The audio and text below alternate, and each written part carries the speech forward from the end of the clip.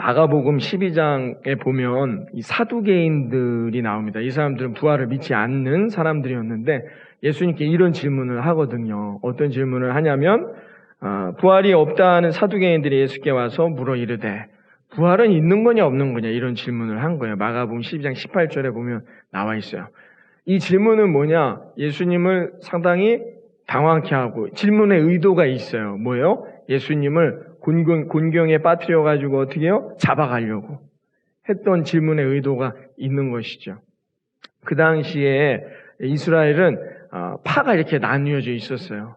이렇게 점령당해서 로마의 지배를 받는데도 거기서도 이렇게 갈라져 있었죠. 그래서 바리새파, 우리가 많이 아는 바리새파는 되게 진보적인 신앙이죠. 뭐냐면 말씀과 믿음으로 나라를 바꿀 수 있다. 이렇게 믿는 사람들이었어요. 그래서 어떻게 해요? 말씀이 제일이다. 이렇게 그런 운동을 펼쳤는데 이들의 단점은 뭐냐? 교만했어요. 영적으로. 자기들만 우월하고 바리새파가 아닌 사람들은 다 뭐예요? 죄인. 돌 맞아 죽어야 될. 이렇게 빠져버리게 됐죠. 그런 우를 범하게 되었어요.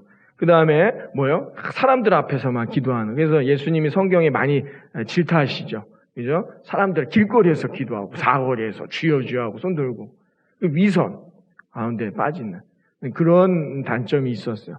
또 누가 있었냐면 사두개파가 있었어요. 이 사람들은 보수적인 신앙이요. 그냥 말씀이 세상을 바꾸는 건 모르겠지만 내가 이 말씀을 잘 지키면 되지. 이게 더 쉽게 말하는 이렇게 생각할 수 있어요. 예배 지금 이런 상황이 어려운데 그냥 세상 사람들도 별로 좋아하지 않으니까 내가 믿음은 있지만 예배를 꼭 드리지 않아도 되지 뭐 이런 느낌인 거죠. 사두개파 사람들. 그러니까 세속화라고 해요. 세상에 너무 흡수돼 버린 거예요. 믿음은 있지만 하나님은 믿지만 어떻게 해요? 그렇게 됐어요. 내 세상이 너무 좋거든요. 세상이 너무 좋아요. 막 그냥 좋잖아요. 공룡 같은 거는 제가 요새 또 우리 딸이 공룡을 좋아해서 이게 장난감 가게 가면 공룡이 깜짝 놀라요. 제가 보고 이러고 있으면 진짜 같은 많이 좋아졌잖아요. 옛날에는 놀이터 가서 흙으로 만들어서 놀았는데 그렇지 않단 말이에요. 얼마나 더 좋아지고 진짜 더 좋아지는 세상 가운데 우리가 살지 않습니까? 너무 편해요. 이 세속화 너무 글로 넘어가게 되는. 그러니까 사두개인들은 어떻게 돼요? 부활이 필요 없어요. 아니 죽어서 갈 곳이 뭐가 필요해? 여기가 너무 좋은데 여기서 돈만 있으면 다 되는데 이렇게 살아가게 된단 말이죠. 이 사두개파들. 이 사람들은 부활을 믿지 않았단 말이에요. 그래서 예수님께 물어본 거죠. 부활은 있냐? 당신이 부활을 경험해 봤느냐? 그럼 당신은 천국을 받느냐? 이런 식으로 질문을 하여서 예수님을 난감하게 어렵게 만들려고 했던 사람들이 사두개파 사람들이었고 또 누구냐? 헤롯 당원들. 이 사람들은 뭐예요? 헤롯 왕이 다 우리를 구원한다. 이렇게 말하는 사람이 쉽게 말하면. 우리의 정서로 생각해 보자면 누구예요? 친일파죠. 일본이 우리나라를 뭐 이렇게 한다. 미국이 우리나라를 구원해준다. 이러는 사람들이란 말이에요. 헤롯 당원들. 그래서 어떻게 해요? 헤롯을 중심으로 해서 로마에 협력하는 그런 사람들이 있었어요. 그 다음에 제롯 당원들이 있었어요. 이 사람들은 누구냐면 무력으로 이 나라가 독립해야 된다 이렇게 말하는. 그래서 예수님을 그런 메시아로 여겼어요. 그 메시아 예수님이 그 무력으로 힘으로 이 로마군을 제압하고 우리를 해방시켜 주실 것이다. 제롯 당원의 아주 그 유명한 멤버 중에 하나가 누구예요? 가룟 유다 이런 사람들이 있었단 말이에요. 그런 사람들이 있었고 그다음에 이제 에세네파가 있었죠. 대표적인 사람이 누구예요? 세례 요한.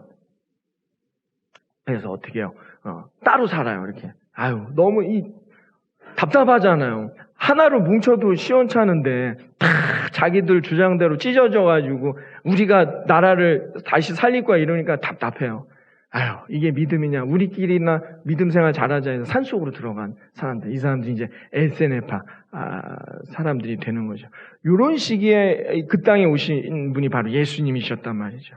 예수님이 오셨는데 이미 어떻게 해요? 예수님이 엄청난 개혁의 사건을 일으키셨어요. 그게 뭐냐면 그게 우리는 그냥 한번 듣고 넘어가지만 성전 청수 사건 여러분 아시죠? 성전에 있는 나쁜 것들 정말 하나님 외에 아주 세속화되어 있는 모든 것들을 예수님이 뒤집어 엎은 사건. 우리 그냥 한번 읽고 넘어가지만 그 당시에는 이게 엄청난 사건이었어요.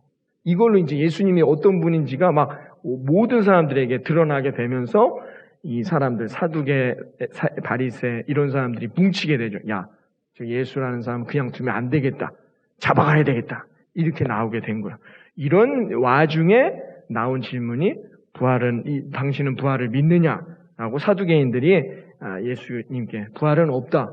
부활한 사람을 보았느냐 이렇게 막 질문을 해서 예수님을 난감하게 만드는 사건이 나온 적이 있었습니다만은 여러분 우리가 질문을 통해서 어떻게요? 상당히 당황하거나 우리를 어렵게 하는 경우를 많이 봅니다. 이 질문의 의도가 그렇죠? 질문의 의도, 인간이 하는 질문들은 상대방을 어렵게 하거나 힘들게 하거나 당황하게 할 때가 많이 있다는 거예요.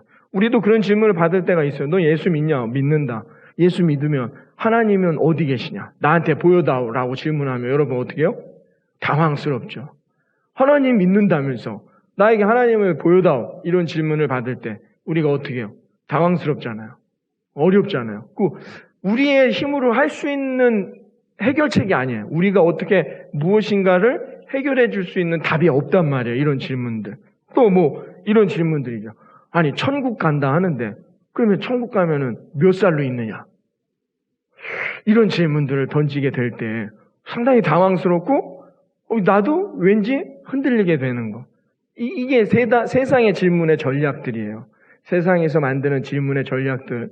이 사단의 전략인 거죠. 그래서 우리를 어떻게 해요? 힘들게 하고 난감하고 어렵게 만들어요. 이건 우리의 영역이 아니에요. 우리가 어떤 걸 해결해 줄 수 있는 답이 없단 말입니다. 그런데도 이런 질문들을 통해서 우리를 어떻게 해요? 점점 하나님과의 관계가 멀어지게 만들려고 하는 거예요.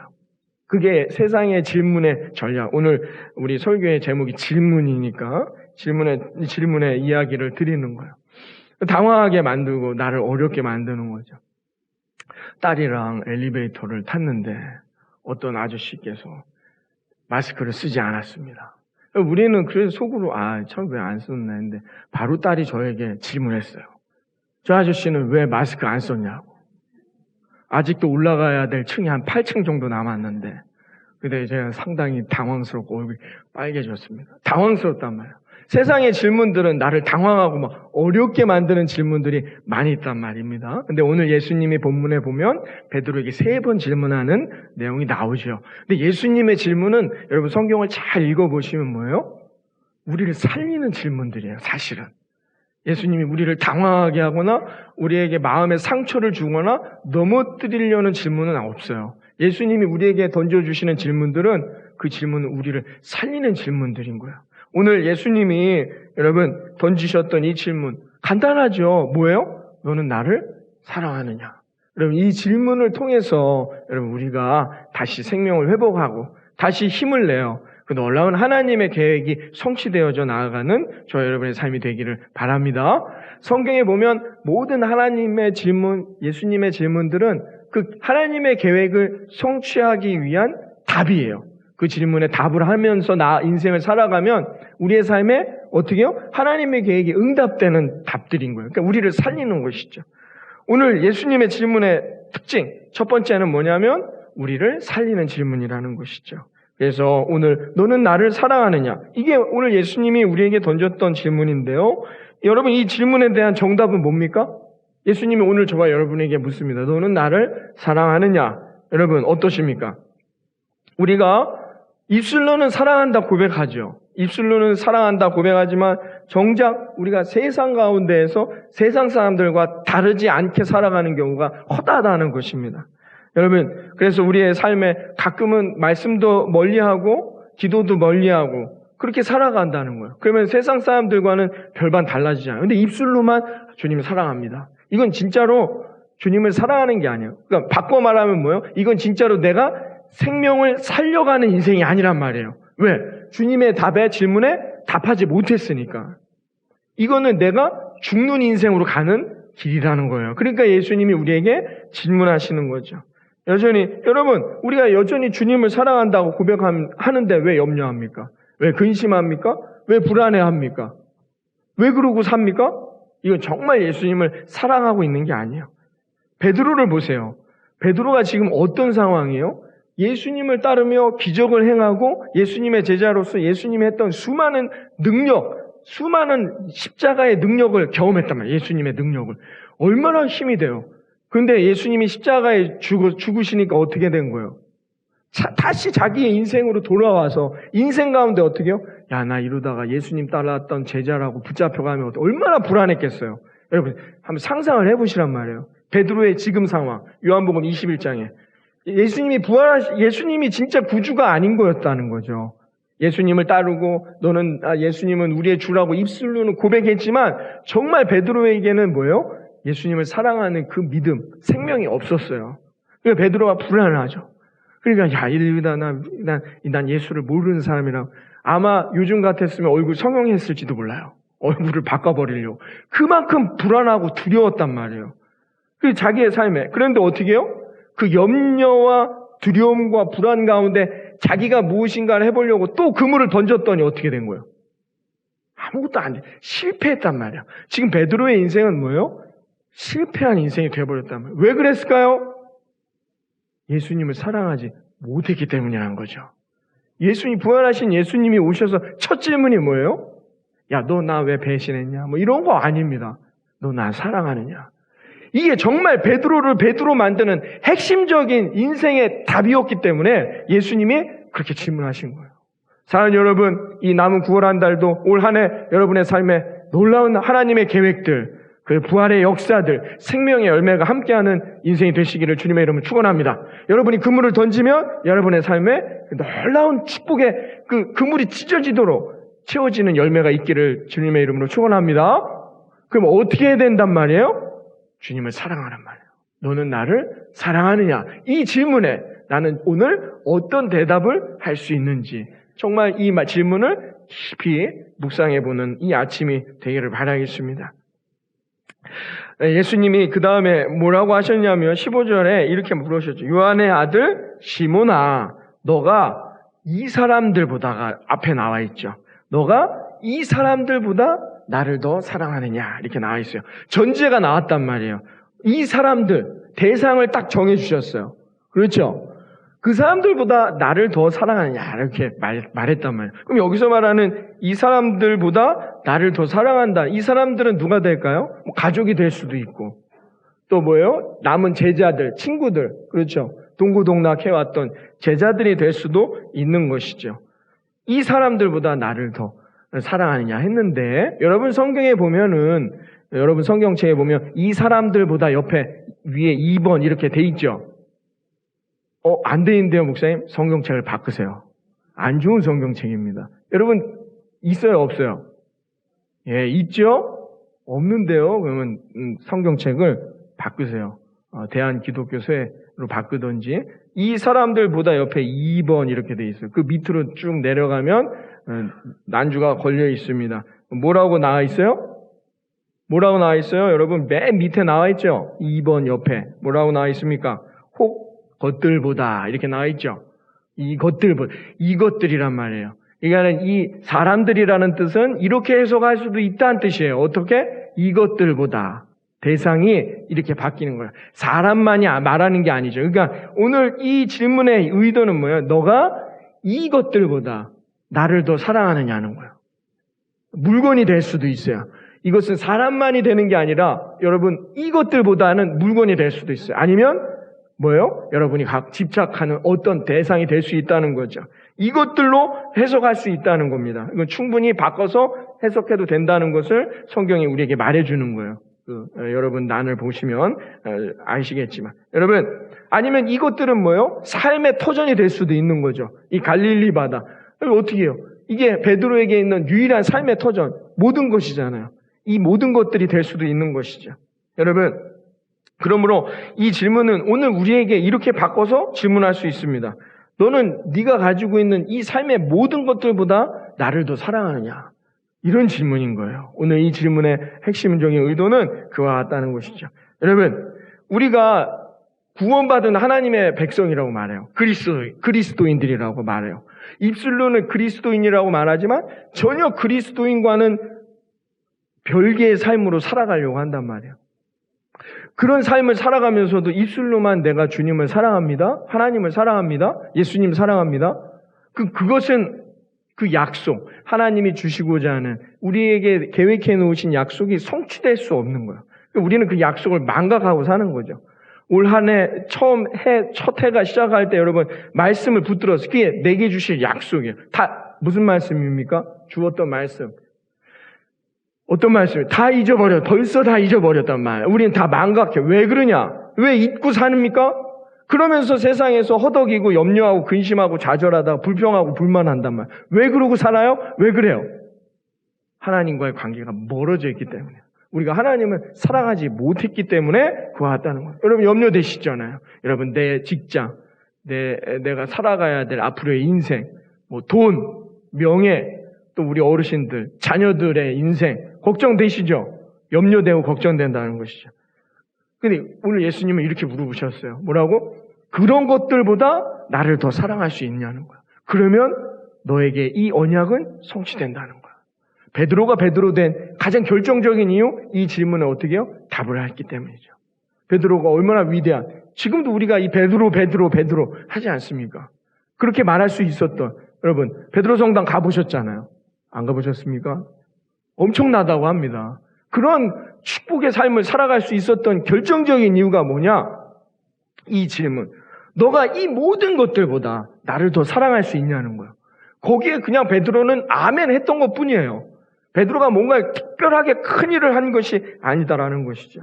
여러분, 그런데 이 질문이 어떻게 해요? 베드로를 살리는 놀라운 역사가 이루어졌음을 여러분 믿으시기를 바라겠습니다. 오늘 이제 다시 시작하는 여러분 이 예배라고 생각하고 우리가 어떻게 다시 시작해야 될까? 예수님을 사랑하는 믿음의 고백을 통해서 다시 시작해야 합니다. 여러분 그 어떤 것들보다도 주님, 나를 구원하신 예수 그리스도, 그분을 사랑하고 그분을 따라갈 수 있는 저와 여러분이 되어지기를 주님의 이름으로 축원합니다.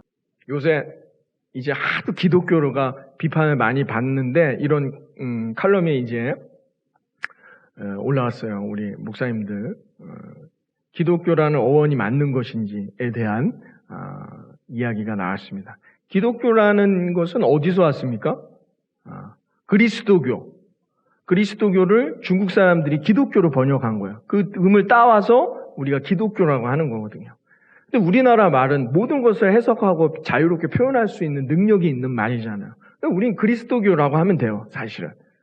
기독교는 그렇게 번역되어진. 그러니까 우리 성경이 맨 처음에 나왔을 때 하나님이 가라사대 이게 다 뭐예요? 중국어를 번역했기 때문인 거거든요. 거기서 오게 된 것이다. 그러니까 우리는 기독교인이 아니라 엄밀히 말하면 어떤 인이에요? 그리스도인이에요. 그리스도를 따르는 사람들인 거예요. 그러니까 우리는 어떤 삶이 예수 그리스도를 나의 주인으로 삼고 주인의 뜻을 따라 살아가는 어떻게 해요? 제자 혹은 뭐예요? 종 혹은 뭐예요? 하나님의 아들이 되어야 된단 말이에요. 그런 인생이 뭐예요? 그리스도인들. 그 사람들이 모여있는 곳이 교회, 그게 기독교인 거라는 거예요. 기독교는 그게 중심이 되어야 된단 말이에요. 그리스도가 늘 우리 안에 중심이 되어야 된단 말입니다. 우리가 세상을 판단하거나 세상에 대해서 해석하거나 어떤 언행을 하거나 어떤 행동을 하기 전에 이게 내 안에 계신 주인 되는 예수님께서 원하시는 것인지만 조금만 살펴본다면 우리는 분별할 수 있어요. 그런데 왜 광기로 흘러가고 있나? 이 세상에. 왜 교회가 그렇게 흘러가고 있느냐? 그리스도교가 아니기 때문이라는 거예요. 예수님이 나의 인생의 주인 되지 않았기 때문이라는 거죠. 왜 그러냐? 오늘 본문에서도 나옵니다. 여러분, 이 질문, 예수님의 이 질문은 뭐예요? 너가 이 사람들보다 나를 더 사랑하느냐? 아멘. 그렇습니다. 그렇다면 어떻게 해요? 우리는 두 번째 예수님의 그 응답으로, 음성으로 넘어갈 수 있어요. 그러면 어떻게 해요? 그렇다면 내 양을 먹이라 라고 말씀하셨단 말입니다. 할렐루야.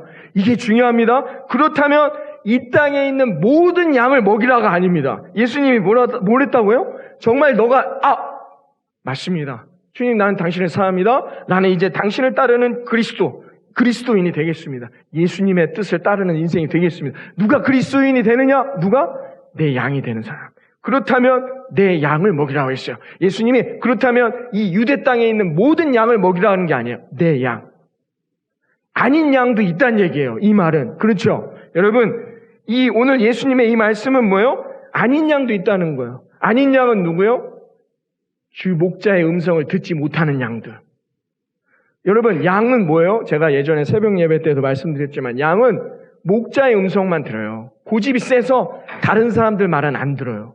다른 목자가 와도 잘 듣질 않아요. 양은 자기의 주인, 자기의 목자만 따라가게 된단 말이에요.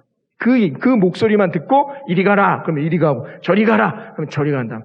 그리고 목자의 입장에서도 누가 내 양이 됩니까? 이리 가라 하면 이리 가는 양, 이리 가라 했는데 저리 가라 하는 그 사람 말을 듣고 가는 양은 뭐예요? 내 양이 아닌 거예요. 내 양을 먹이라고 했단 말입니다.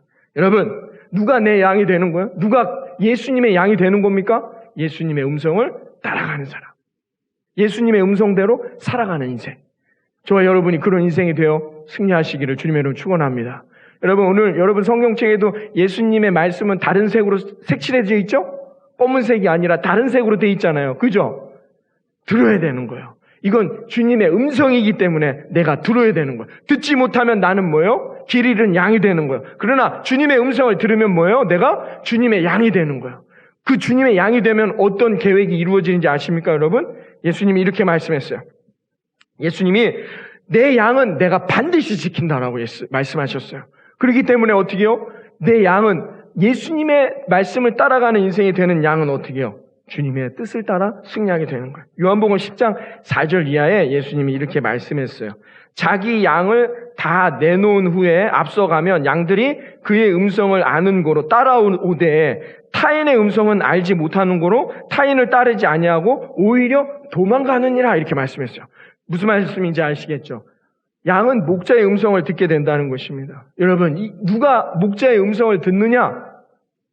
주님을 사랑하는 사람, 먼저 선행돼야 될 게 뭐예요? 세상에 있는 모든 것들보다 여러분 정말 주님을 사랑하는 인생이 되는 거예요. 그러면 감사한 거예요. 오늘 아침에 일어나실 때도 정말 감사하고 기쁘셨습니까? 아, 교회를 갈 수 있다. 그런 기쁨과 감사가 있다는 건 뭐예요? 내 안에 주님이 내가 주님을 사랑한다는 거예요. 그리스도인이라는 것. 이것을 우리가 놓치지만 않으면 여러분 세상에서 실패할 수가 없어요. 넘어질 수가 없어요. 문제는 뭐냐? 우리가 여기서 멀어진다는 거예요. 하나님과의 관계가 멀어지는 우리들의 삶에 문제가 있다는 거죠. 그러니까 날마다 여러분들이 어떻게 해요? 내 안에 주님을 사랑하고 있는지 점검해야 한다는 거예요. 근데 그 대상은 뭐냐? 이것들보다, 이 사람들보다, 세상에 있는 돈, 명예, 권력, 가족, 형제, 자매 모든 것이 될 수 있다는 것이죠. 그러면 여러분, 우리가 하나님의 음성을 그때부터 듣게 된다는 거예요.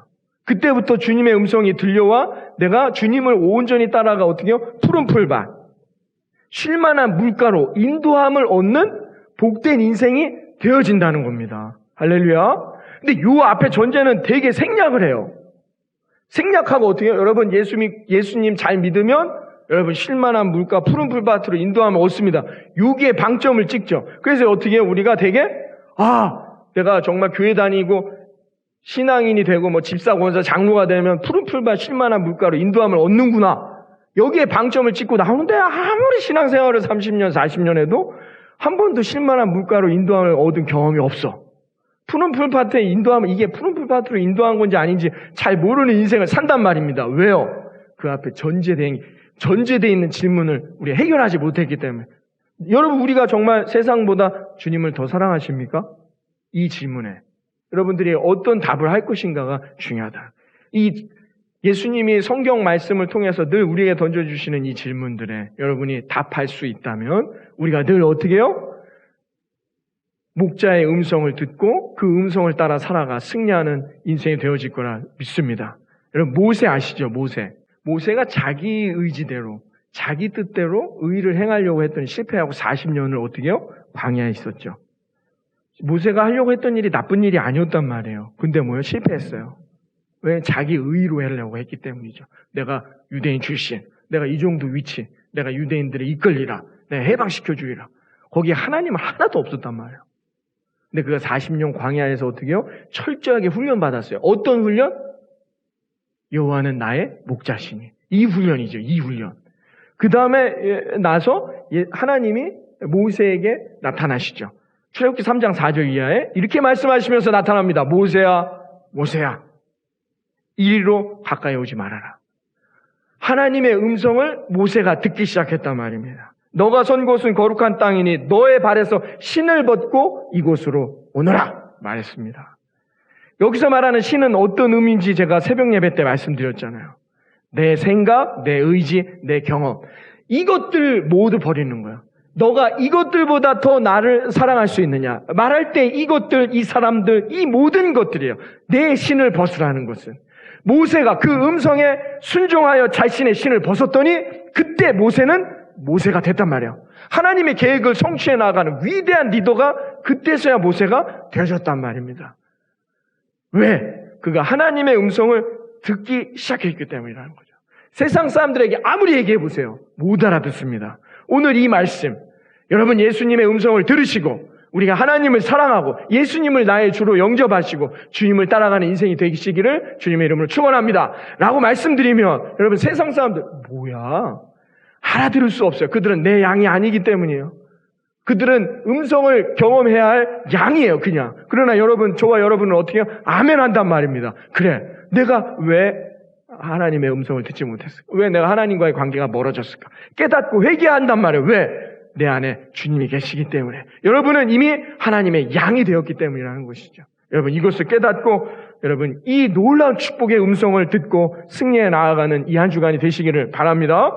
브라우니 목사님은 이런 말씀을 했어요. 이 땅에는 천국이 가득하고 모든 떨기나무는 하나님으로 불붙어 있노라. 그러나 그것을 볼 수 있는 자만이 그 신을 벗는 것이다. 라고 이 출애굽기 3장 4절 이하의 말씀을 이렇게 해석했어요. 참 멋지죠? 맞죠? 정확하죠? 아무나 신을 벗는 게 아니야. 아무나 거룩한 떨기나무 안으로 들어가는 게 아니란 말이에요. 그걸 보고 그 음성을 듣는 사람만이 그것을 감당할 수 있게 된단 말입니다.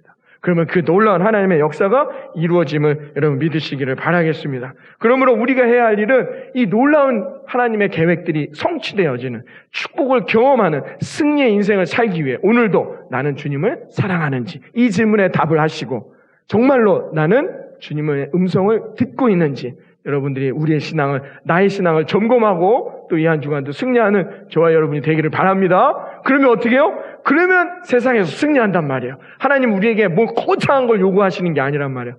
이스라엘 백성들이 가나안에 들어갈 때 여호수아서 보면 어떻게 해요? 딱 들어가기 전에 5장에 보면 뭐라고 했어요? 내 발에 신을 벗으라 했단 말이에요. 똑같은 말씀이 또 나옵니다. 여호수아서 5장 15절에 가나안에 들어가 가나안을 승리하기에 앞서 이미 가나안은 승리할 거예요. 왜? 그게 하나님의 계획이고 축복이니까. 그렇죠? 그런데 이스라엘 백성들에게 하나님이 요구하신 게 뭐예요? 내 발에 신을 벗으라. 할례를 받으라. 다 뭐에 대한 얘기입니까? 내 생각과 의지를 버려놓는 거예요. 나를 내려놓는 거예요. 그때부터만이 그리스도인. 너는 나를 사랑하느냐? 이 질문에 답할 수 있고 우리의 삶에 놀라운 하나님의 계획들이 응답되어져 나아감을 믿고 여러분 또 이 한 주간 시작되어지는 이 한 주간 그 놀라운 질문에 승리하고 하나님의 음성을 들으며 하나님의 양으로 살아가 승리하는 저와 여러분이 되기를 이 아침 주님의 이름으로 축원합니다.